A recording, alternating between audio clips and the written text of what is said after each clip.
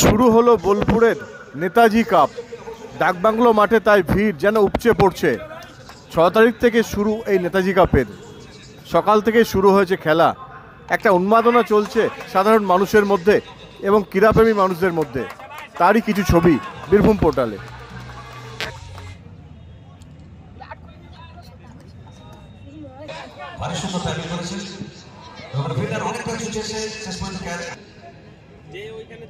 তবে শেষ পর্যন্ত অবশ্যই ভাগ্য শূন্য এখানে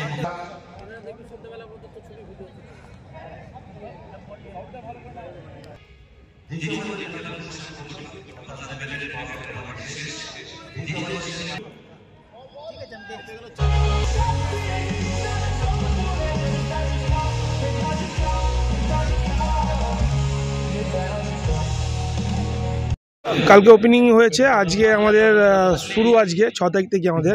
আজকে ফার্স্ট খেলা আমাদের অন্নপূর্ণা কনস্ট্রাকশন আর বোলপুর মাস্টার 11, দুটো টিম ফার্স্ট খেলা হচ্ছে। আজকে 8টা টিম খেলবে আর কালকে 8টা টিম খেলবে। পরশু দিন সেমিফাইনাল ফাইনাল আছে।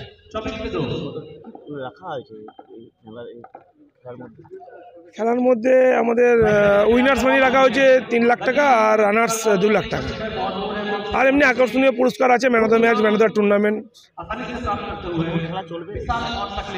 আমাদের এটা 3 দিন ক্রিকেট আছে, 6, 7, 8, 9 তারিখে আমরা ফুটবল টুর্নামেন্ট করছি, 1 ডে। ওটা 9 সাইডের খেলা আছে, ওটা 12 টিমের খেলা করছি। ফুটবল 9 তারিখে।